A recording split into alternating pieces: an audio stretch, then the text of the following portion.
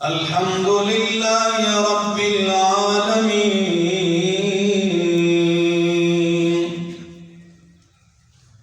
والعاقبة للمتقين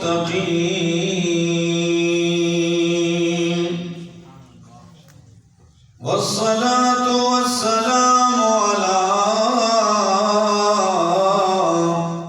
أشرف الأنبياء والمرسلين وعلى آله وأصحابه أجمعين.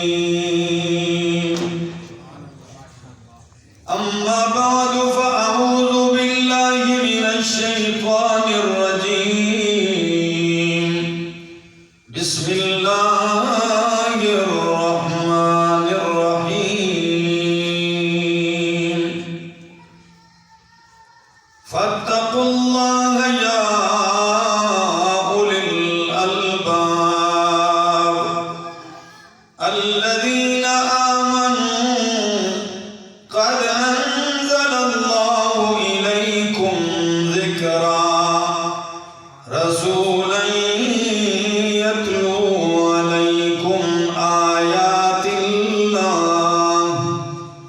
يتلو عليكم آيات الله مبينات ليخرج الذين آمنوا وعملوا الصالحات من الظلمات إلى النور ومن يؤمن بالله ويعمل صالحا يدخله جنات تجري من تحتها الأنهار خالدين فيها أبدا قد أحسن الله له رزقا. وقال تعالى يا أيها الرسول بلغ ما أنزل إليك من ربك وإن لم تفعل فما بلغت رسالته والله يعصمك من الناس. وقال النبي صلى الله تعالى عليه وسلم إنما بعثت معلما. وقال النبي صلى الله تعالى عليه وسلم بعثت لأتمم مكارم الأخلاق. وقال النبي صلى الله تعالى عليه وسلم إن لله أهلين من الناس. قالوا ومن هم يا رسول الله؟ قال أهل القرآن هم أهل الله وخاصته. سبحان ربك رب العزة عما يصفون وسلام على المرسلين والحمد لله رب العالمين.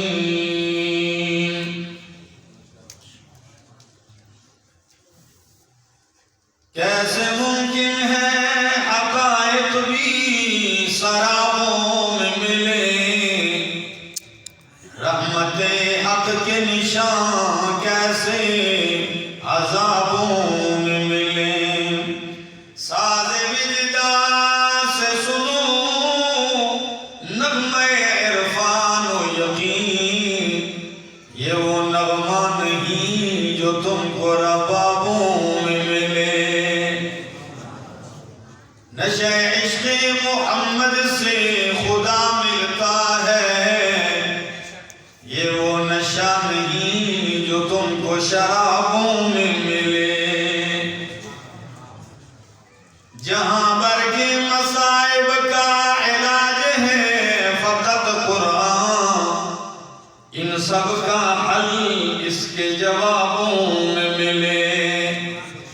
غم دنیا میں غم دین بھی شامل کر لو تاکہ دیدار و رضا تم کو ثوابوں میں ملے۔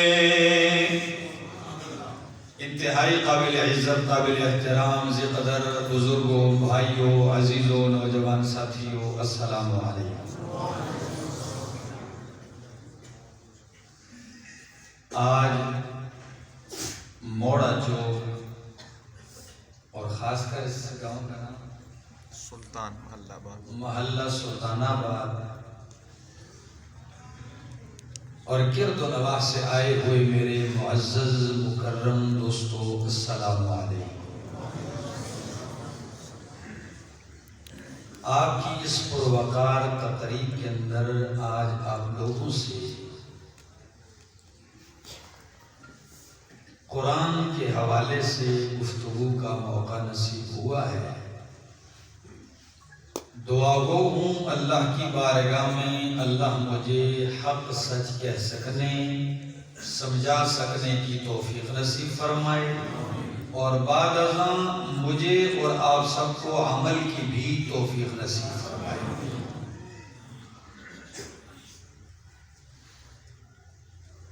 اس کائنات میں جب بھی ضرورت پڑی انسانیت کو سنوارنے کے لیے تو اللہ نے انبیاء مبعوث فرمائے۔ ہر نبی کے بعد دوسرا نبی آتا ہے۔ جوں جوں ضرورت پڑتی تھی انبیاء آتے تھے۔ نوح علیہ السلام سے کچھ پہلے جب قوم اتنی تباہ ہو چکی کہ انہوں نے ود، سوا، یغوث، یعوق اور نصر کو معبود بنا لیا تھا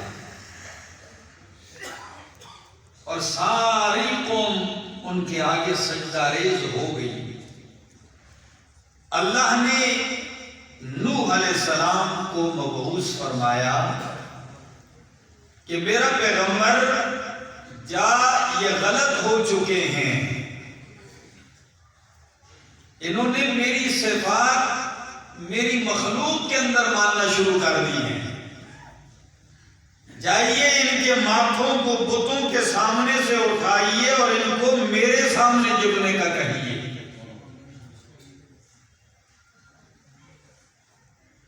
950 سال تک اللہ کے پاک پیغمبر نوح علیہ السلام نے اس قوم کو پکارا، چند لوگوں کے سوا نہیں مانے۔ چلتا گیا سلسلہ، چلتا گیا، سیدنا عیسیٰ علیہ السلام تشریف لائے۔ اللہ نے ان کو کتاب دی، انجیل، قوم کو سمجھایا۔ قوم اتنی تباہ حال ہو چکی تھی کہ اپنی اصلاح کرنے کے بجائے انہوں نے فیصلہ کیا کہ اللہ کے نبی کو پھانسی دی جائے، اور یہ پروگرام طے کر لیا انہوں نے۔ لیکن مدعی لاکھ برا چاہے تو کیا ہوتا ہے، وہی ہوتا ہے جو منظور خدا ہوتا ہے۔ اللہ نے عیسیٰ علیہ السلام کو زندہ اٹھا لیا آسمان میں، اور قرآن کہتا ہے وَمَا قَتَلُوهُ وَمَا صَلَبُوهُ وَلَكِنْ شُبِّهَ لَهُ۔ جب عیسیٰ علیہ السلام اٹھا لیے گئے، 600 سال تقریباً اتنا عرصہ گزر چکا، تورات کا حلیہ بگاڑ کے رکھ دیا، انجیل کے اندر ترمیم کر کر کے بالکل اس کی حالت تبدیل کر کے رکھ دی،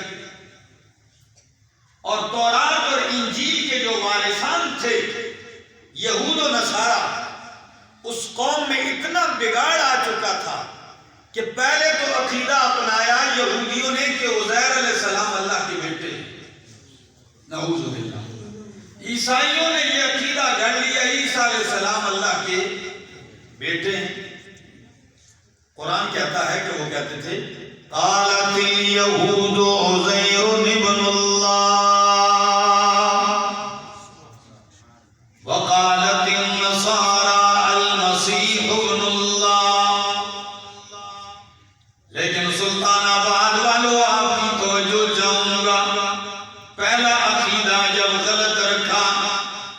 عزیر علیہ السلام اور عیسیٰ علیہ السلام اللہ کے بیٹے ہیں، پہلے تو نبیوں کو بیٹا مانا، پھر خوش فہمی اتنی بڑی کہ خود بھی اللہ کے بیٹے بن بیٹھے، پہلے ان کو بنایا، پھر آخر میں خود دعویٰ کر دیا کہ نحن ابناء اللہ واحباؤہ، کہ ہم اللہ کے بیٹے ہیں اور اللہ کے محبوب ہیں۔ یہ تباہی، اور اگر کوئی ان سے کہتا یہ کیا کر رہے ہو،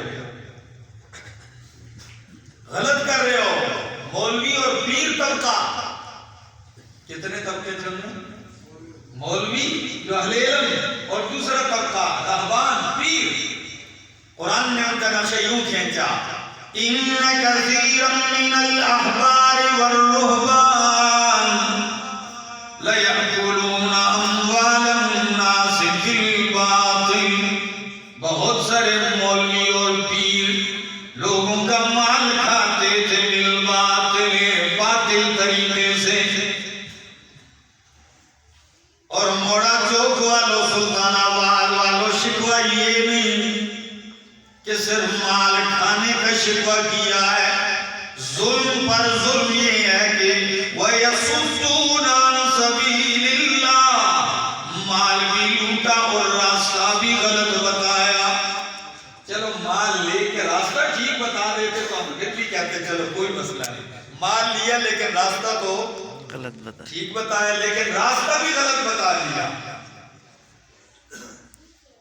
اور اگر کوئی ان سے کہتا غلط کر رہے ہو، ان غریبوں کا مال لوٹ رہے ہو، ان کی جیبوں پہ تمہاری نظریں ہیں، ان کی دولت پہ تمہاری نظریں ہیں، لوٹ رہے ہو، تو جواباً کہتے لیس علینا فی الامین سبیل، ان ان پڑھوں کا مال کھانے میں ہم پر کوئی حرج نہیں۔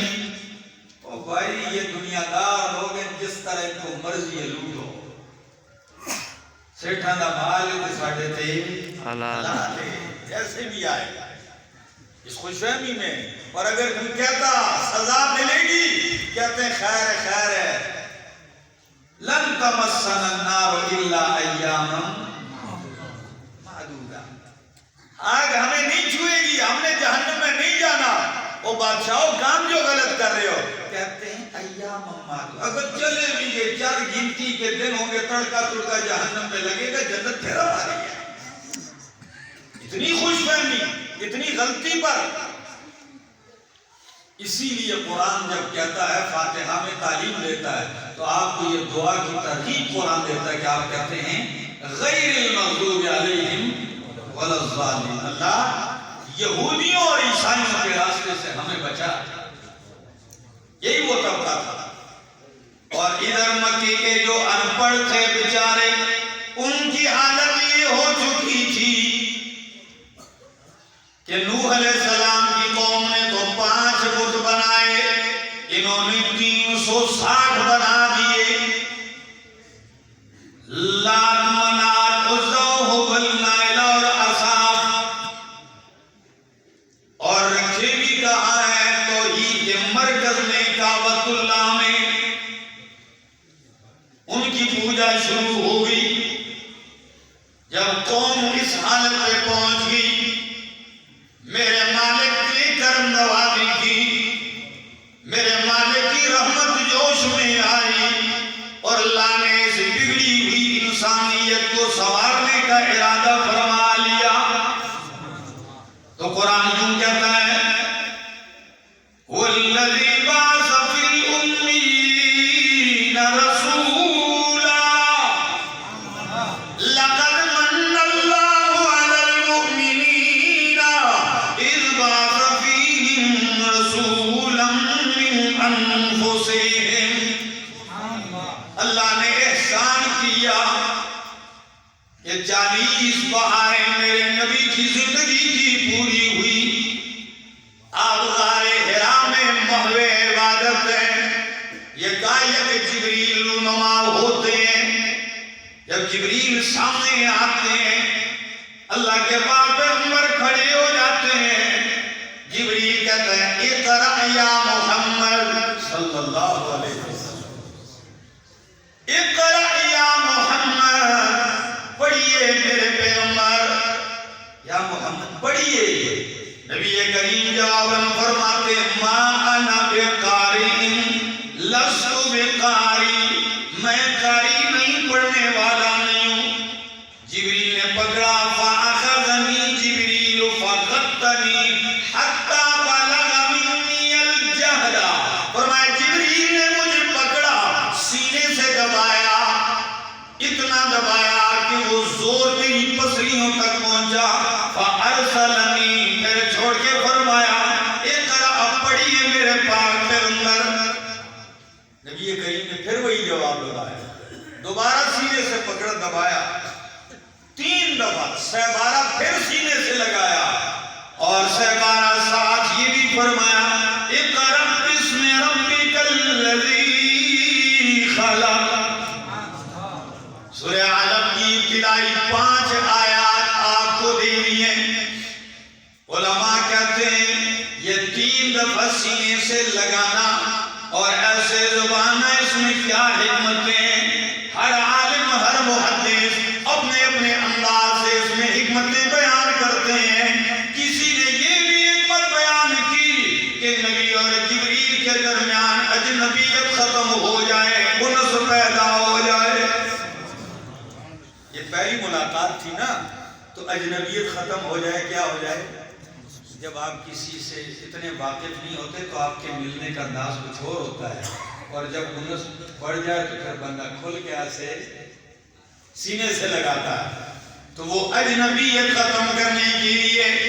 لیکن مصر کے ایک عالم نے ایک عجیب توجیہ لکھی ہے، وہ کہتے ہیں کہ یہ اشارہ تھا جیسے کوئی بندہ جب کسی کے سامنے مشن رکھتا ہو اور اسے بازو سے پکڑ کے ایسے دبائے 2-3 دفعہ، اشارہ تھا کہ میرے پاک پیغمبر اب وہ آرام کا وقت ختم ہو گیا، اب آپ نے مستعد ہو جانا ہے، اب تکڑے ہو جائیے، جیسے کسی بندے کو آپ کہتے ہیں نا اب مضبوط ہو جائیے، تیار ہو جائیے۔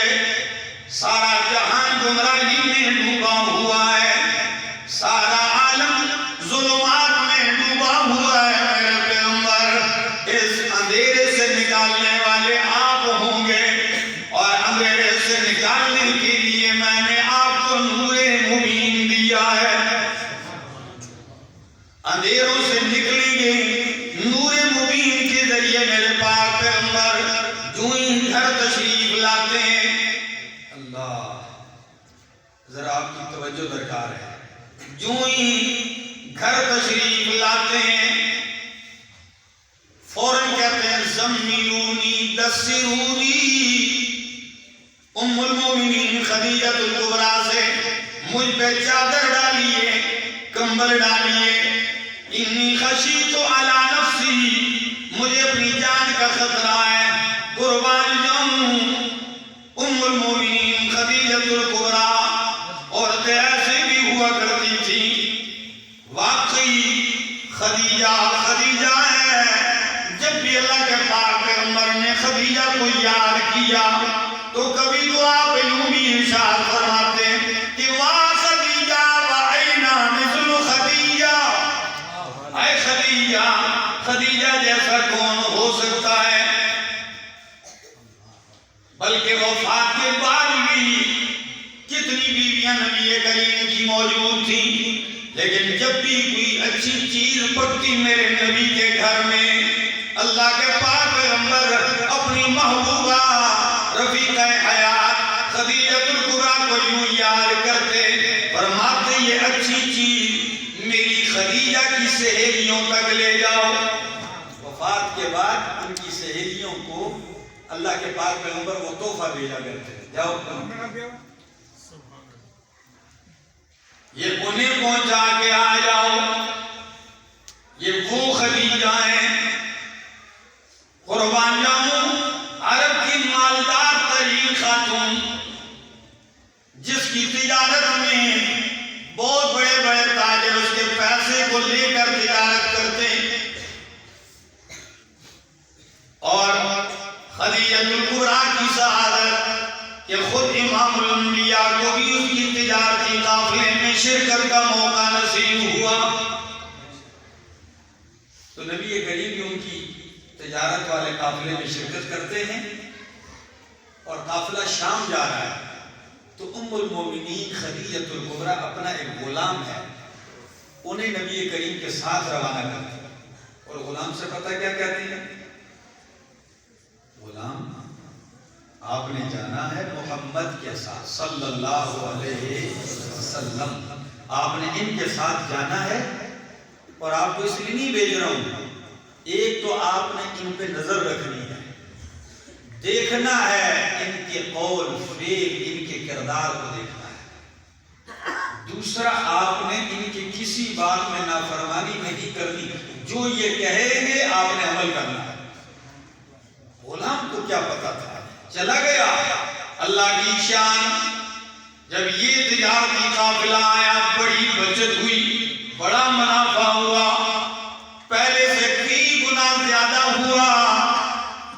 غلام جب واپس آیا خدیجہ الکبریٰ نے فرمایا آپ نے کیا دیکھا ہے اس سفر میں, دن بھی رات بھی گزرے ہیں, آپ نے کیا نظارے دیکھے ہیں؟ غلام کہنے لگا بچت والا نظارہ, نبی کی امانت داری اور صداقت تو اپنی جگہ ہے, میں نے تو راستے میں بڑے بڑے معجزات اور کرشمے دیکھے ہیں. تو بڑی کمال کی شخصیت ہے, آپ کے مختلف طریقوں سے دیکھ کر بہت متاثر ہوا. تو خدیجہ الکبریٰ جن کے پاس بڑے بڑے امیروں کے رشتے آ رہے ہیں, وہ سارے رشتے ٹھکرا کے اپنے لیے اگر انتخاب کر دیا تو وہ محمد کا کر دیا صلی اللہ علیہ وسلم. اللہ کے پاک پیغمبر نے بھی منظور کر لیا, نکاح ہو گیا, شادی ہو گئی. جب شادی ہو گئی اب زندگی کیسے گزر رہی ہے, مال لوٹایا. قرآن نے اسی انداز کو یوں بھی پیش کیا ہے کہ وَوَجَدَكَ عَائِلًا فَأَغْنَىٰ, میرے پیغمبر آپ کو مفلس سے مال نہیں تھا. فَأَغْنَىٰ, ام المومنین خدیجہ سے نکاح کروا کے آپ کو مالدار کر دیا, جس نے اپنا سارا مال آپ پہ نثار کر دیا. تو وہ خدیجہ جب نبی کریم تشریف لاتے ہیں کہ مجھے ڈر لگ رہا ہے, چادر اوڑھیے, تو وہ واویلا کرنے کے بجائے کیا کہتی ہیں؟ کہتی ہیں کلا کلا واللہ لا یخزیک اللہ ابدا انک لتصل الرحم وتکسب المعدوم وتصدق الحدیث وتقری الضیف وتعین علی نوائب الحق. سبحان اللہ. سلطان آباد والوں سے تھکے تو نہیں جی؟ نعرہ تکبیر، نعرہ تکبیر. میرے دوستو کیا فرماتی ام المومنین؟ کلا ہرگز نہیں, اللہ کی قسم ہے اللہ آپ کو کبھی بھی ضائع نہیں کرے گا, رسوا نہیں کرے گا. کیوں؟ انک لتصل الرحم, آپ تو رشتے جوڑنے والے ہیں, آپ تو ناطے جوڑنے والے ہیں. دنیا رشتے توڑتی ہے, آپ رشتے جوڑنے والے ہیں. وتکسب المعدوم, خود پیٹ پہ پتھر باندھ کے بھی غریبوں کو کما کے کھلانے والے ہیں. خود کی دن فاقے گزار کے بھی کسی کا چولہا بجھا ہوا نہیں دیکھتے, خود پیاسے رہ جاتے ہیں, دوسروں کو سیراب کرتے ہیں. اور یقین کیجئے کسی شاعر نے میرے پاک پیغمبر کے گھر کا نقشہ کھینچا ہے, کمال ہی کر دیا. کہتا ہے کھجوروں اور پانی پر معیشت گھر کی چلتی تھی, کھجوروں اور پانی پر معیشت گھر کی چلتی تھی, گزر جاتے مہینے آگ چولہے میں نہ جلتی کرتی تھی، کئی رات دن فاقوں میں اپنے کاٹ دیتے تھے، کئی رات دن فاقوں میں اپنے کاٹ دیتے تھے، شکم پر بھوک کی شدت میں پتھر باندھ لیتے تھے۔ لیکن سلطان آباد والوں، بھوک کا یہ عالم ہے، لیکن شان میرے مالک نے کتنی دی شہر کہتا ہے، مسافہ جس کو ہونے کی سعادت ہاتھ آتی تھی، جس کو نبی سے مسافہ کا موقع ملتا، مسافہ جس کو ہونے کی سعادت ہاتھ آتی تھی، تو پورا دن گزر جاتا مگر خوشبو نہ جاتی تھی۔ اللہ اکبر سبحان نعرہ تکبیر، شان رسالت، تاجدار ختم نبوت، شان صحابہ، نعرہ تکبیر۔ تکسب المعدوم، آپ غریبوں کو کما کے کھلانے والے، وتصدق الحدیث، آپ زبان کے بڑے سچے ہیں، وتقر الضیف، آپ بڑے مہمان نواز ہیں، آپ تو حق کے کاموں پہ معاونت کرنے والے ہیں، حق کے لیے مشقتیں اٹھانے والے ہیں، اور ان صفات کے حامل کو اللہ کبھی ضائع نہیں کرتا۔ وقت ہوتا تو میں کچھ دوسری طرف بھی چلا جاتا کہ قربان جاؤں، جو اوصاف خدیجۃ الکبریٰ نے نبی کے بیان کیے ہیں، یہی اوصاف ابن دغنہ کافر نے صدیق کے بھی بیان کیے، اور دونوں حدیثیں بخاری کے اندر ہیں، دونوں بخاری کے اندر ہیں۔ جب ابو بکر صدیق مدینہ مکہ چھوڑ کے جا رہے تھے تو راستے میں شخص کھڑا ہے، کہاں جا رہے ہیں؟ کہتے ہیں میں بس شہر چھوڑ کے جا رہا ہوں جہاں مجھے رب کی عبادت کرنے کا موقع ملے توحید کے ساتھ، جہاں عبادت کا موقع نہیں دیا جا رہا، رب کی توحید کو برداشت نہیں کیا جا رہا۔ تو ابن دغنہ کہتا ہے ان مثلک لا یخرج ولا یخرج، ان مثلک لا یخرج ولا یخرج، او ابو بکر آپ جیسی ہستیوں کو نہ نکالا جاتا ہے نہ وہ خود نکلتے ہیں۔ کیوں؟ انک لتصل الرحم وتصدق الحدیث وتقر الضیف وتعین علی نوائب الحق۔ بالکل وہی اوصاف۔ یہ کیا وجہ ہے؟ یہ محض حسن اتفاق نہیں ہے، یہ دلیل ہے کہ صدیق مصطفیٰ کے رنگ میں رنگے ہوئے تھے۔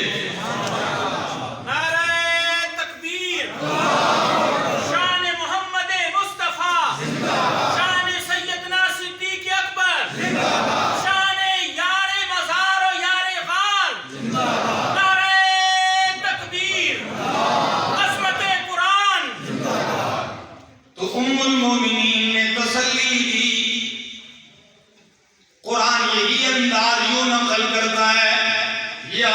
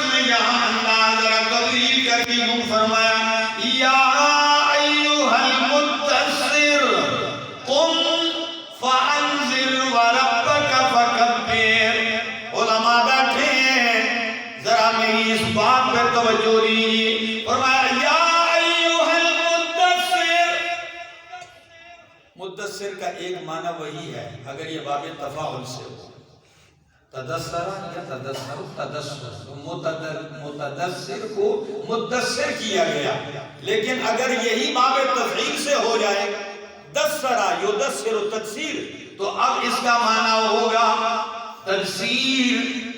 لغت عربی میں کہتے ہیں سلطان آباد والوں جب چڑیا گھونسلہ بنائے، کیا بنائے؟ گھونسلہ بنائے، دن کے چن چن کے گھونسلہ بنائے، اور جب اس گھونسلے پہ آندھی آ جائے اور وہ سارا گھونسلہ بتر بتر چور چور ہو جائے، تنکا تنکا ہو جائے، چڑیا پریشانی کے ساتھ بڑے درد دل کے ساتھ دوبارہ اٹھتی ہے اڑتی ہے، ایک ایک تنکا لا کے دوبارہ گھونسلہ بناتی ہے۔ چڑیا کی اس ساری کارروائی کو تفسیر کہتے ہیں۔ اب مانا ہوگا یا ایوہ المدثر، میرے پاک پیغمبر تیرے آنے سے پہلے دین والا گھونسلہ شرک کی آندھیوں سے تر بتر ہو چکا ہے، میری وحدانیت والا گھونسلہ، شریعت والا گھونسلہ شرک اور کفر کی آندھیوں سے ریزہ ریزہ ہو چکا ہے۔ قرآن لیجئے اور دوبارہ ایک ایک تنکا جوڑ کے اسے تعمیر کیجئے۔ یا ایوہ المدثر قم، آپ نے بیٹھنا نہیں لیٹنا نہیں بلکہ وقت آ گیا، قم، آپ نے تو لات و منات عزا و حبل کے پجاریوں کے سامنے کھڑے ہونا ہے، آپ نے تو شرک کے ایوانوں کے سامنے کھڑے ہونا ہے، آپ نے تو مشرکین کے سامنے کھڑے ہونا ہے، آپ نے چادر پہن لیے نہیں، قم، اٹھئے میرے پیغمبر، فانذر، آگاہ کیجئے اس قوم کو، وَرَبَّكَ فَكَبِّرْ، عجیب انداز اپنایا، علماء موجود ہیں، وَرَبَّكَ فَكَبِّرْ، کبر ربک نہیں فرمایا۔ دونوں کا معنی ایک ہی بنتا ہے اردو میں، لیکن عربیت کا تو کچھ کمال ہے۔ ربک فکبر اور کبر ربک معنی یہ اپنے رب کی بڑائی بیان کر، لیکن یہ نہیں فرمایا، بلکہ کیا فرمایا؟ ربک کو رب پہلے ذکر کیا ربک، اور کبر کو بعد میں ذکر کیا، تو مفعول کی اس تقدیم کو، تقدیم ما کان حقہ التاخیر یفید الحصر والاختصاص۔ اب حصر کا معنی کیا ہے؟ میرے پاک پیغمبر اٹھئے، کوئی لات کی بڑائیاں بول رہا ہے، کوئی عزا اور حبل کی بڑائیاں بول رہا ہے، کوئی مردوں اور زندوں کی بڑائیاں بیان کر رہا ہے، میرا پاک پیغمبر قرآن لے کے ربک فکبر، آپ کا انتخاب اس لیے کیا ہے کہ آپ نے صرف اور صرف بڑائی بیان کرنی ہے تو اپنے رب کی کرنی ہے۔ آپ نے صرف اور صرف بڑائی کس کی بیان کرنی ہے؟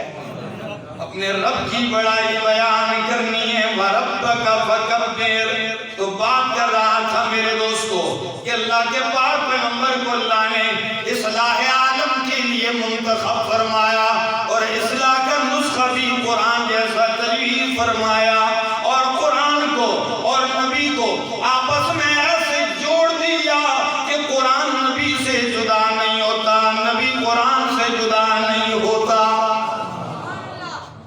میرے یہ جملے ہیں لیکن یہ بڑے معنی خیز ہیں، اگر آپ اس کے اوپر توجہ دیں ذرا اس انداز کی طرف دیکھیے۔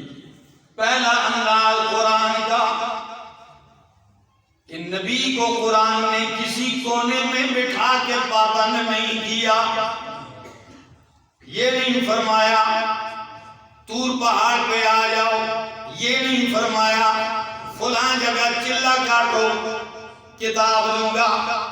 حالانکہ موسیٰ علیہ السلام کو جب تورات ملی 40 دن گزارے ہیں طور پہاڑ پہ، پھر جا کے کتاب ملی۔ عیسیٰ علیہ السلام کو انجیل ملنے کے لیے بھی یہی شرط سے پابند کیا، لیکن قرآن نے انداز بدل دیا۔ نبی اگر مکے میں قرآن مکے میں، نبی اگر غار حرا میں قرآن غار حرا میں، نبی اگر غار سور میں قرآن غار سور میں، نبی اگر مدینہ میں قرآن مدینے میں، نبی بدر میں قرآن بدر میں، نبی احد میں قرآن احد میں، نبی خندق میں قرآن خندق میں، نبی حنین میں قرآن حنین میں، حتیٰ کہ اگر نبی عائشہ کے بستر پہ تو قرآن بھی عائشہ کے بستر پہ آیا ہے۔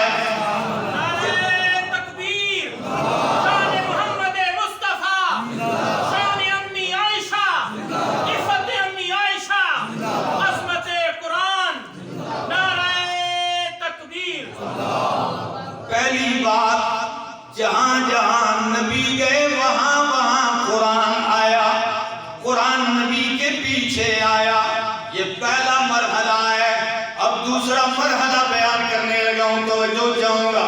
پہلا مرحلہ یہ کہ قرآن مصطفیٰ کے پیچھے آیا، دوسرا مرحلہ قرآن یوں ذکر کرتا ہے کہ میرے پیغمبر جب قرآن آپ کے پیچھے آ گیا ہے تو اب آپ نے قرآن کو آگے کر کے اس کے پیچھے چلنا ہے۔ یہ دوسرا مرحلہ، پہلے قرآن آپ کے پیچھے آیا، بلندیاں چھوڑ کے آیا، اب آپ نے قرآن کو آگے کر کے اس کے پیچھے چلنا۔ قرآن اس کو یوں بیان کرتا ہے، اتلو ما اوحی الیک من الکتاب، اتلو تلا یتلو تلون سے ہو تو معنی یہ ہوگا میرے پیغمبر قرآن کے پیچھے چلیے۔ تلا کا معنی ہوتا ہے کسی چیز کے پیچھے چلنا، جیسے قرآن کہتا ہے والقمر اذا تلاہا، قسم ہے چاند کی جب وہ سورج کے پیچھے آتا ہے تو اتلو ما اوحی الیک من الکتاب، اور دوسرے مقام پہ فرمایا اتبع ما یوحی الیک، آپ اتباع کیجئے اس کی جو آپ کی طرف وحی آئے۔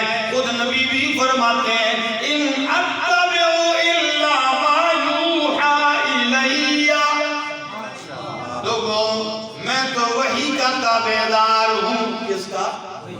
اور یہ تابعداری سلطان آباد والوں، یہ تابعداری اتنی بڑی اتنی بڑی اتنی بڑی کہ قرآن کہتا ہے وَمَا يَنطِقُ عَنِ الْهَوَىٰ إِنْ هُوَ إِلَّا وَحْيٌ يُوحَىٰ، میرا پیغمبر تو وحی کے بغیر بولتا بھی نہیں۔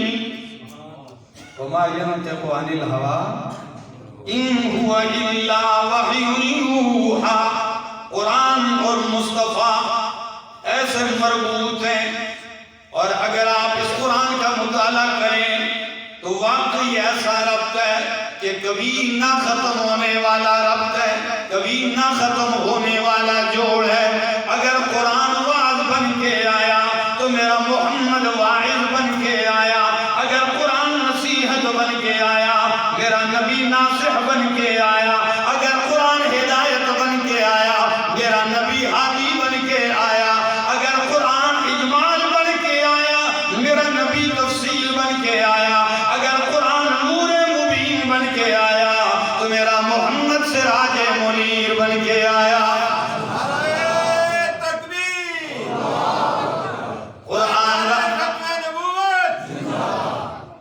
بس وقت تھوڑا ہے، قرآن رحمت للمؤمنین بن کے آیا تو میرا نبی رحمت للعالمین بن کے آیا ہے۔ قرآن ذکر بن کے آیا ہے تو نبی مذکر بن کے آیا ہے۔ اور اگر ایک جملہ کہوں سلطان آباد والوں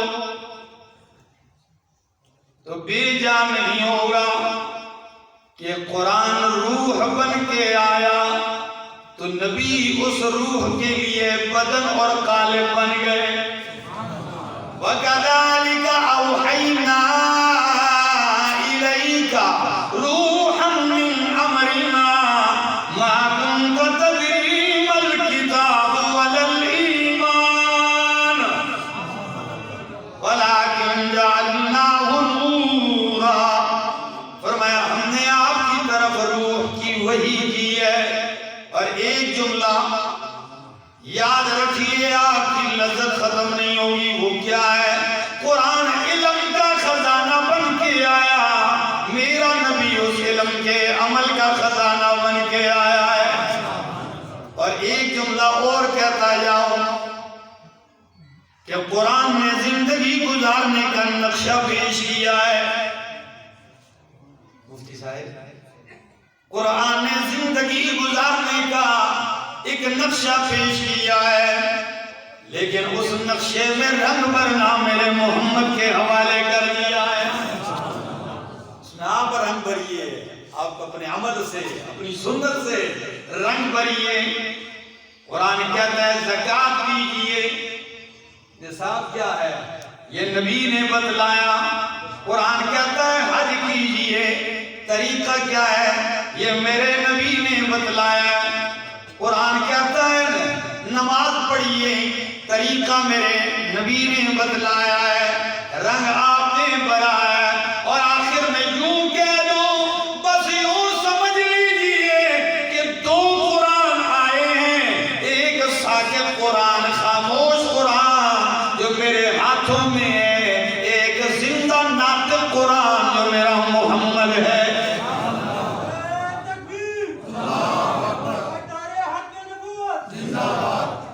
علماء بیٹھے, ایک آیت پڑھنے لگا ہوں.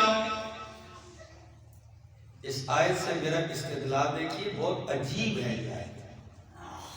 قرآن کہتا ہے فَاتَّقُوا اللَّهَ يَا أُولِي الْأَلْبَابِ. سچ بتائیں, آپ تھکیں؟ جاری رہو نا. یا فَاتَّقُوا اللَّهَ, اللہ سے ڈریے. یا اولی الالباب, او عقل والو. کون سے لوگ؟ عقل والو. یا اللہ, عقل مند تو ہر بندہ اپنے آپ کو کہتا ہے. دنیا میں کوئی پاگل بھی اپنے آپ کو پاگل نہیں سمجھتا. عقل والے کون ہیں؟ فرمایا الذین آمنوا. عقل والے ایماندار ہیں, جو مومن ہیں, یہ عقل والے ہیں. فرمایا قد انزل اللہ الیکم ذکرا. میرے استدلال کا وہ نقطہ آ رہا ہے. قد انزل اللہ الیکم ذکرا.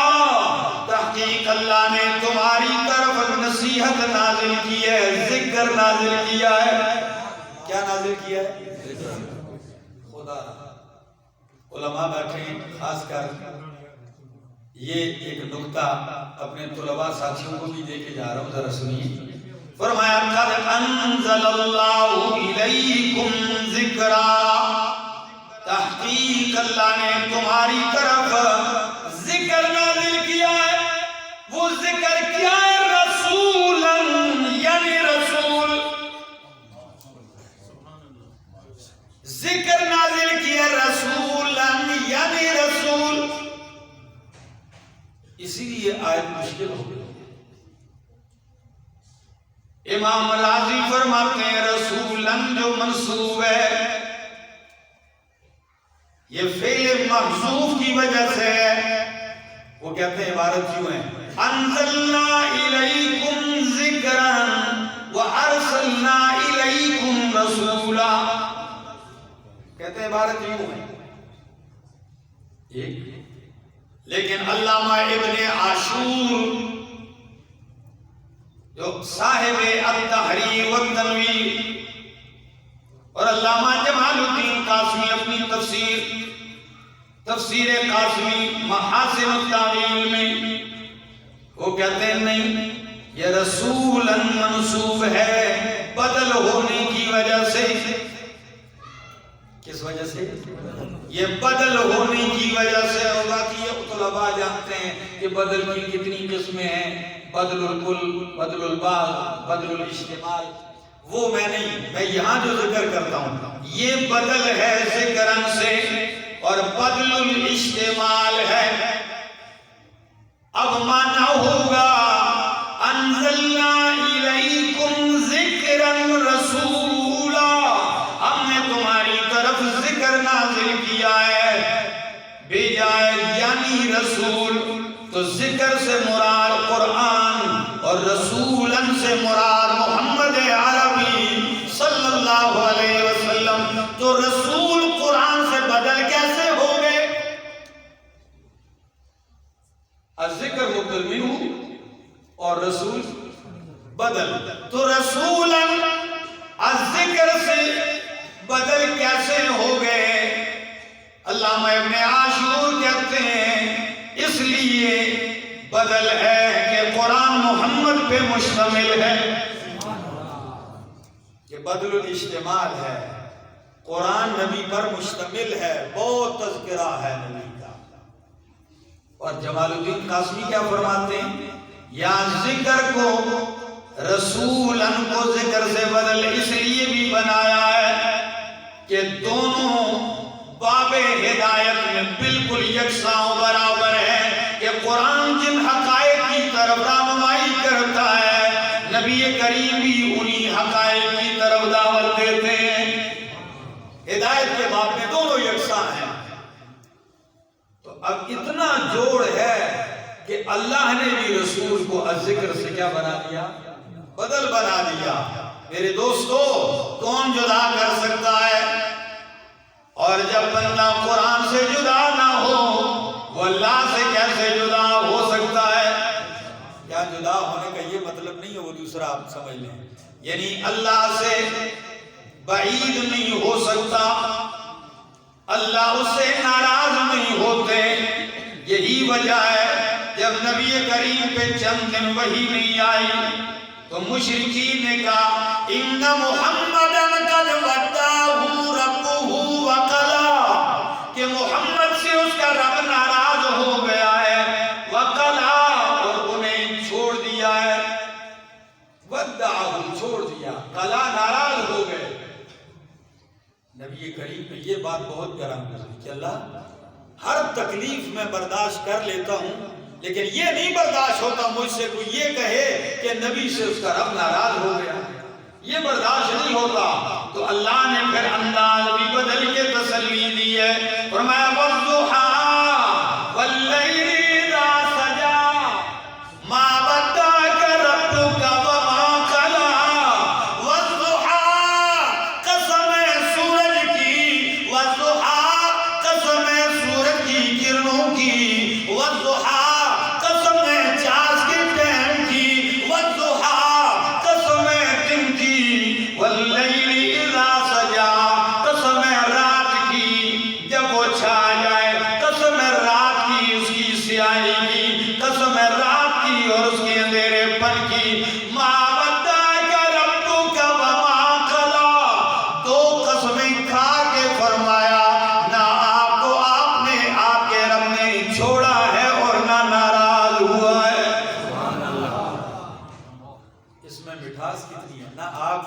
چھوڑا ہے اور نہ، تو ربط کیا ہے قسم اور جواب قسم میں؟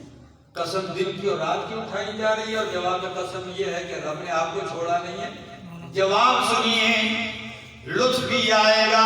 فرمایا میرے پیغمبر، سورج گواہ ہے، چاند یہ سورج کی کرنیں گواہ ہیں، رات کی سیاہی گواہ ہے کہ آپ سے آپ کا رب ناراض نہیں ہوا۔ کیسے گواہ ہے؟ فرمایا سورج سے اس کی کرنیں جدا ہو سکتی ہیں، رات سے اس کی سیاہی جدا ہو سکتی ہے، لیکن محمد سے اس کا رب جدا نہیں ہو سکتا۔ کون کہتا ہے میں نے آپ کو چھوڑ دیا ہے؟ یہ جھوٹ بولتے ہیں، یہ کذاب ہے۔ اور اگر یوں بھی لیا جائے تو رات آ رہی ہے، دن جا رہا ہے، یا دن آ رہا ہے، رات جا رہی ہے، یہ دن کا آنا رات کا جانا، رات کا آنا دن کا جانا، یہ دلیل ہے کہ میں تجھ سے راضی ہوں۔ اگر میں تجھ سے ناراض ہو جاتا، نہ دن رہتا نہ رات رہتی۔ ما ودعک ربک وما قلی، میرے پیغمبر میں نے آپ کو نہیں چھوڑا اور نہ ہی ناراض ہوا ہوں، بلکہ یہ سن لیجئے، یہ تو ناراضگیوں کی بات کرتے ہیں، میں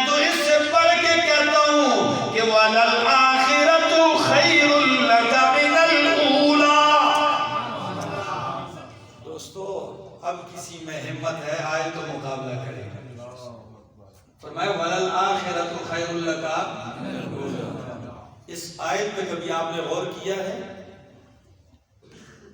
ہر آنے والا لمحہ آپ کے لیے گزرے ہوئے لمحے سے بہتر ہوگا، ہر آنے والا دن گزرے ہوئے دن سے بہتر ہوگا، ہر آنے والی حالت گزری ہوئی حالت سے بہتر ہوگی۔ قید نہیں لگائی کہ کب تک، کیا 10 سال تک، 20 سال تک، 50 سال تک نہیں، اشارہ کر دیا جب بھی دوسری حالت آئے گی وہ آپ کی گزشتہ حالت سے بہتر ہوگی، نہ وقت ختم ہوگا نہ آپ کی شان کی ترقی ختم ہوگی، چلتا رہے گا یہ سلسلہ جب تک وقت گزرتا جائے گا۔ آپ کی ترقیوں میں، جنت میں بھی برزخ میں بھی یہ ترقیوں کا سلسلہ جاری رہے گا۔ اور یہ بتاؤں، ایک یہ بھی لطف سن لیجیے، رب بڑا عجیب سا رب ہے۔ یہ کہتے ہیں کہ آپ کو میں نے چھوڑ دیا، جھوٹ بولتے ہیں، الم یجدک یتیما فآویٰ۔ ہائے ہائے، میرے اس استدلال کو دیکھیے، الم یجدک یتیما فآویٰ۔ میرے پیغمبر، کیا ہم نے آپ کو یتیم نہیں پایا پھر ٹھکانہ دے دیا؟ کیا مطلب ہے اس کو یہاں ذکر کرنے کا؟ یعنی میرے پاس پیغمبر، جب آپ کو باپ نے چھوڑ دیا، ماں نے چھوڑ دیا، دادا نے چھوڑ دیا، میں نے اس وقت نہیں چھوڑا، اب تو قرآن دے دیا، اب کیسے چھوڑ سکتا ہوں؟ جب آپ یتیم تھے چھوڑا میں نے، اس وقت بھی آپ کو نہیں ہے، تو اب صاحب قرآن بنا دیا، اتنے مسند پہ بٹھا دیا، اب کیسے چھوڑ دوں؟ باقی لوگ جو مرضی ہے کہتے ہیں، آپ کا کام کیا ہے؟ اما بنعمت ربک، بہت بڑی نعمت قرآن کی دی ہے، فحدث، کھول کے اسے بیان کیجئے، لوگ اچھا کہیں برا کہیں لوگوں کی پرواہ نہ کیجئے، عرفی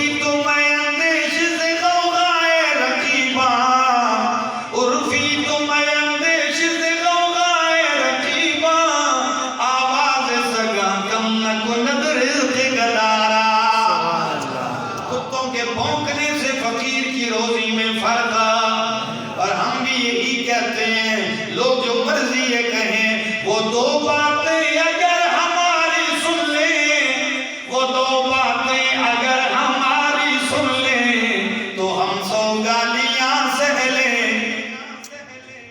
ایک قرآن دوسری سنت، کیا؟ وہ دو باتیں اگر ہماری سن لیں تو ہم 100 گالیاں سہ لیں۔ ہمیں اپنے مطلب سے مطلب ہے، وہ جو چاہیں ہمیں کہہ لیں، زندگی باقی، ملاقات باقی، آخر دعوانا